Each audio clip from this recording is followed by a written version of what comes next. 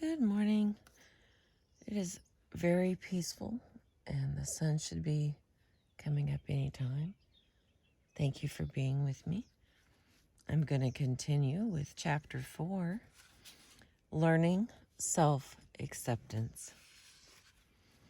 If the essence of living consciously is respect for facts and reality, then self-acceptance is its ultimate test. When the facts we must face have to do with ourselves, living consciously can suddenly become very difficult. Here is where the challenge of self-acceptance enters. Self-acceptance asks that we approach our experience with an attitude that makes the concepts of approval or disapproval irrelevant. The desire to see, to know, to be aware. Now, to be self-accepting does not mean to be without a desire to change, improve, or evolve. The truth is that self-acceptance is a precondition of change. If we accept the fact that we feel and what we are, okay, wait a minute. If we accept the fact of what we feel and what we are at any given moment of our existence, we can permit ourselves to be aware fully of the nature of our choices and actions, and our development is not blocked. Let us begin with a simple example. Stand in front of a full-length mirror and look at your face and body. Notice your feelings as you do so. Probably, you will like some parts of what you see more than others. If you are like most people, you will find some parts difficult to look at for very long because they agitate or displease you. Perhaps you see a pain in your face you do not want to confront. Perhaps there is some aspect of your body you so dislike that you can hardly bear to keep your eyes focused there.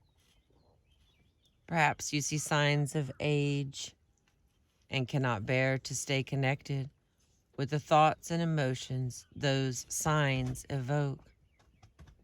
So the impulse is to escape, to flee from consciousness, to reject, deny, disown aspects of yourself.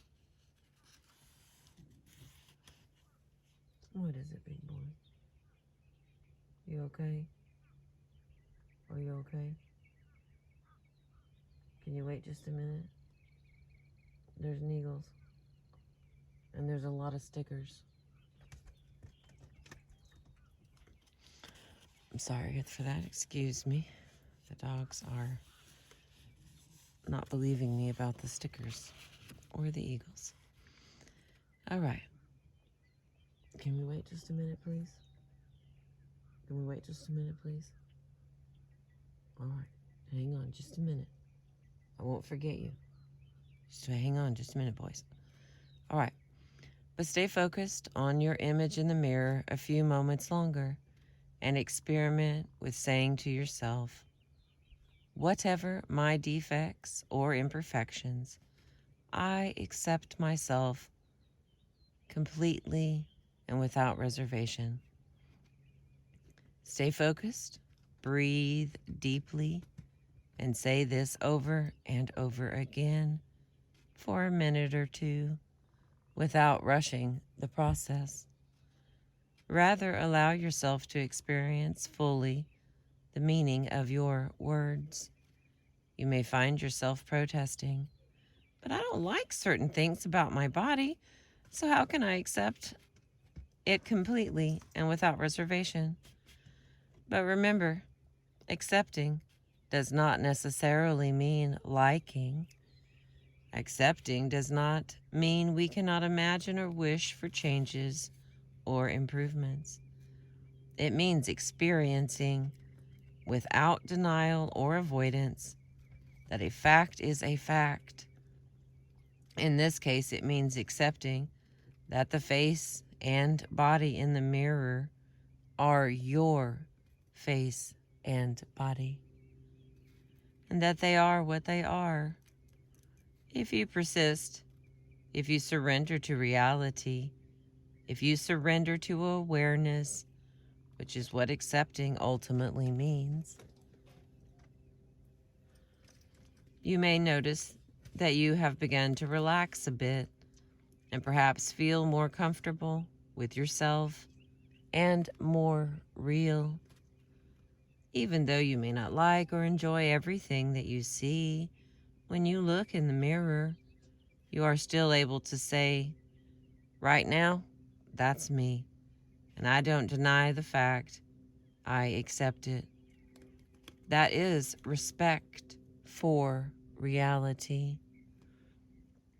Do this exercise for 2 minutes every morning and every night, and within a very short time, you will begin to experience the relationship between self-acceptance and self-esteem. A mind that honors sight honors itself.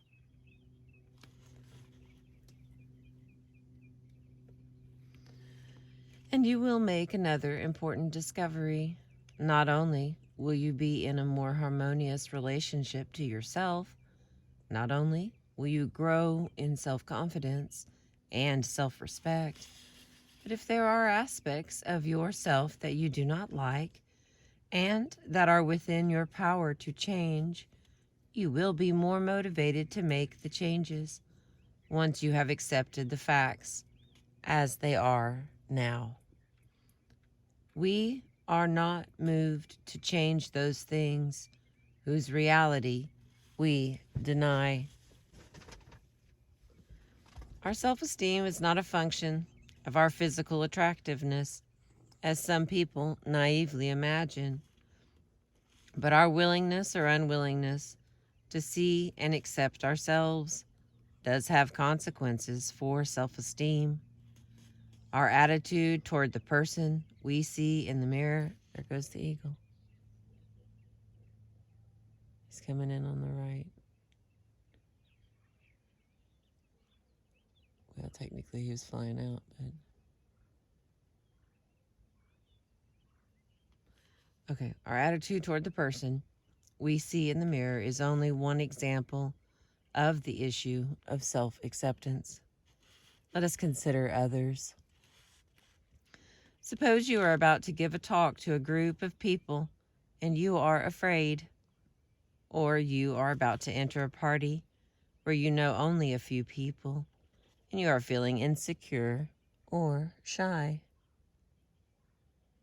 You are distressed by your anxiety and you try to fight it the way most people do, by tensing your body, contracting your breathing, and telling yourself, don't be afraid or shy. This strategy does not work. In fact, it makes your discomfort worse. Your body is now sending your brain the signals of an emergency alert, the signals of danger, to which you typically respond by fighting your disquietude still more ferociously, with tension, with oxygen deprivation, and perhaps with anger and self-reproach. You are at war with yourself because you do not know what else to do. No one has ever taught you, and you have never learned that an alternative strategy exists that is far more helpful. It is the strategy of self-acceptance. Here's some of the birds. I'm going to turn this just a little. Hope for the best. In this strategy, do not fight the feeling of distress. Rather, you breathe into it, accept it. Perhaps you tell yourself, boy, I am afraid. And then you take a long, slow, deep breath. You concentrate on breathing gently and deeply, even though this is difficult at first and may remain difficult for some time. You persevere and you watch your fear become a witness to it without identifying with it, without allowing it to define you. If I'm afraid, I'm afraid, but there's no reason to go unconscious. Let me continue to use my eyes. Let me continue to see. You may even choose to talk to your fear, inviting it to tell you the worst imaginable that could happen so that it can be faced and accepted too. A strategy that tends to bring you out of self-tormenting fantasies and into far more benign reality.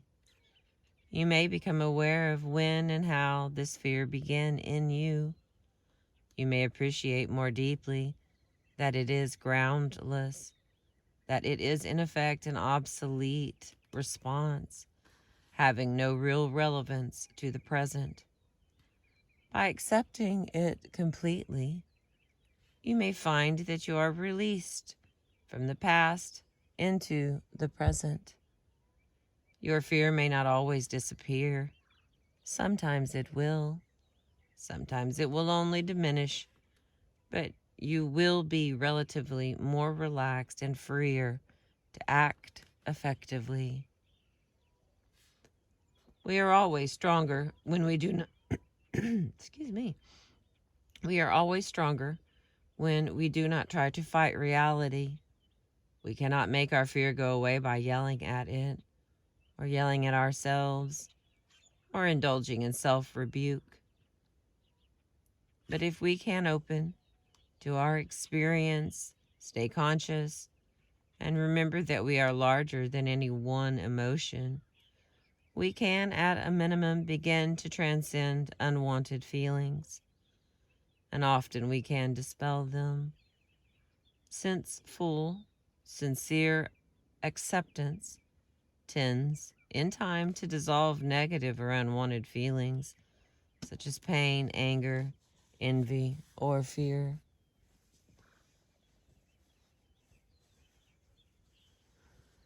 If a person is afraid, it is usually futile to tell him or her to relax.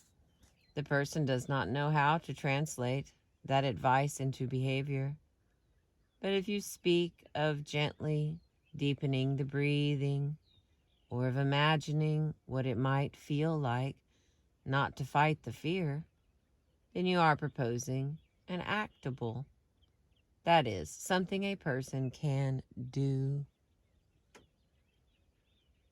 It's a grand sky today. A person should think of expanding to allow the fear in, even of welcoming the fear, making friends with it, or at least watch it without identifying with it. And finally, project the worst that might happen and then face that. One can certainly learn to say, I'm feeling fear and I can accept that fact, but I am more than my fear. In other words, do not identify with the fear. Think, I recognize my fear and I accept it. And now let me see if I can remember how my body feels when I am not afraid. This is a very powerful device for handling fear or any other unwanted feeling. These are actions you can learn, rehearse in imagination, and practice when fear situations arise.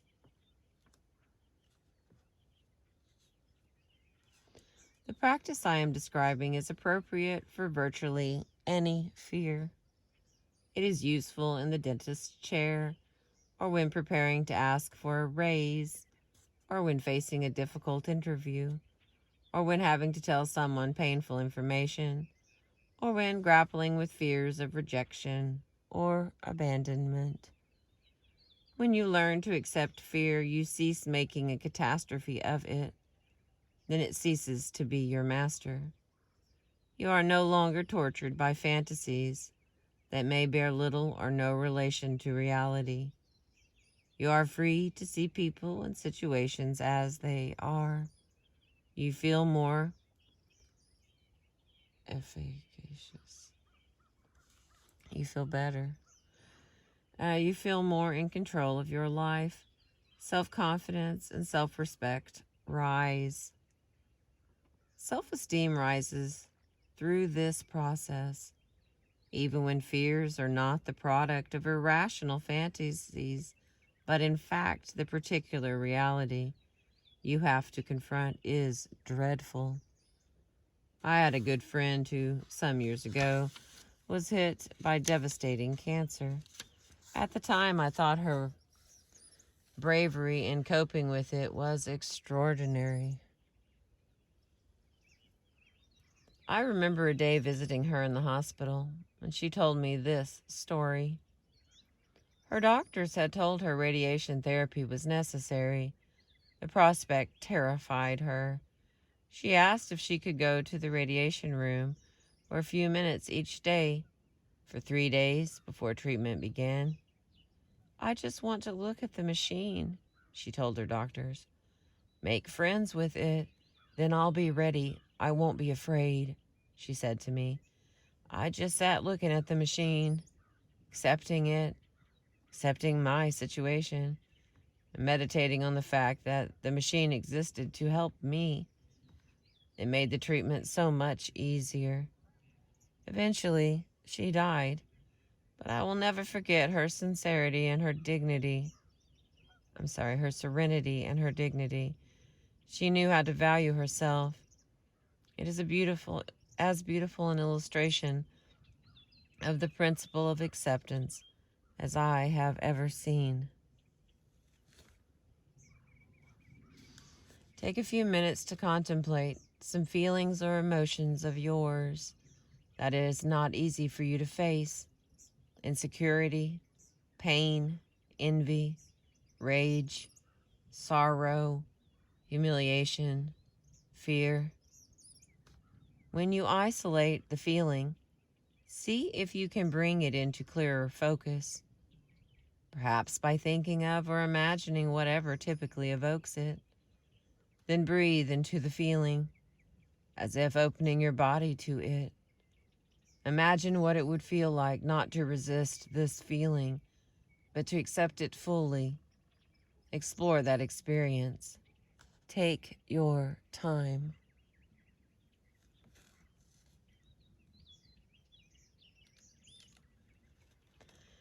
Practice saying to yourself, "I am now feeling such and such," whatever the feeling is, "and I accept it fully."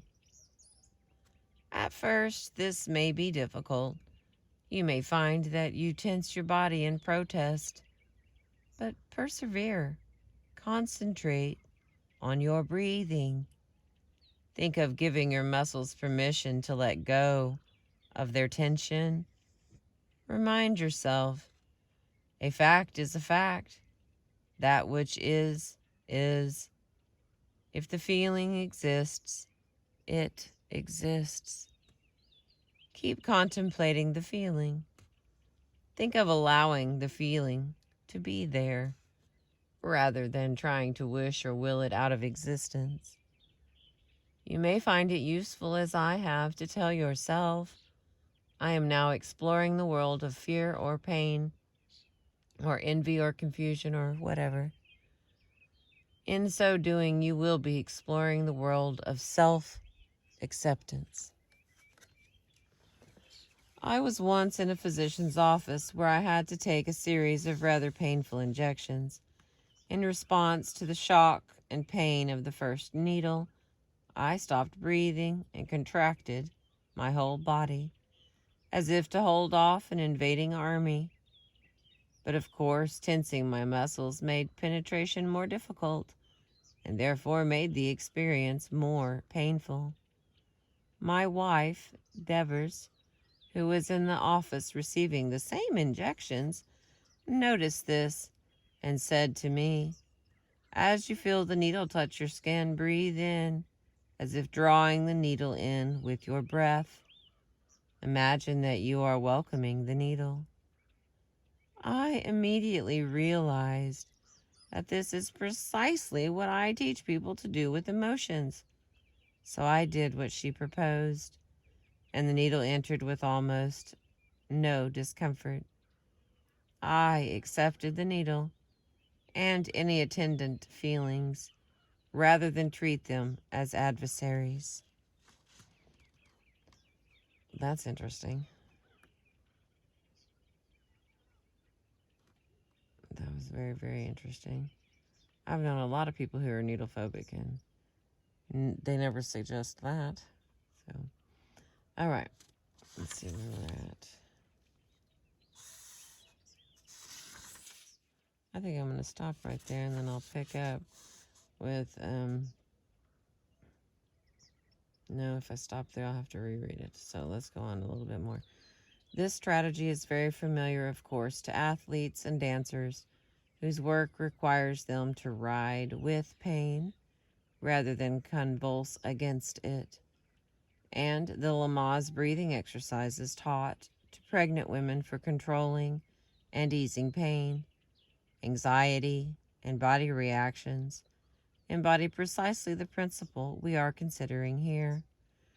In therapy, I sometimes work with women who have difficulty experiencing orgasm during intercourse, since fear often acts to inhibit pleasure and therefore orgasm, and since fear often triggers the response of cutting off breathing and contracting the muscles, as if defending against the invading penis.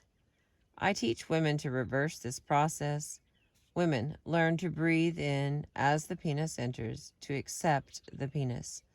They learn to expand in welcome rather than contract in rejection. In doing so, they learn to accept and achieve a higher degree of comfort and pleasure in intercourse because they are surrendering to the experience rather than fighting it. The result is a far greater sexual enjoyment. In the process, of course, fantasies of being hurt or destroyed by the penis or of falling dangerously out of control tend to disappear. A woman able to allow herself orgasms clearly is more in control than one who is incapacitated by fear.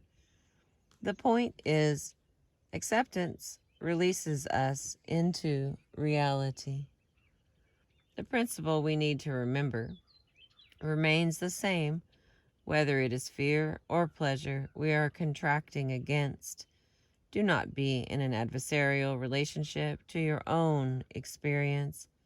If you permit an adversarial relationship to develop, you intensify negatives while depriving yourself of positives. Thank you.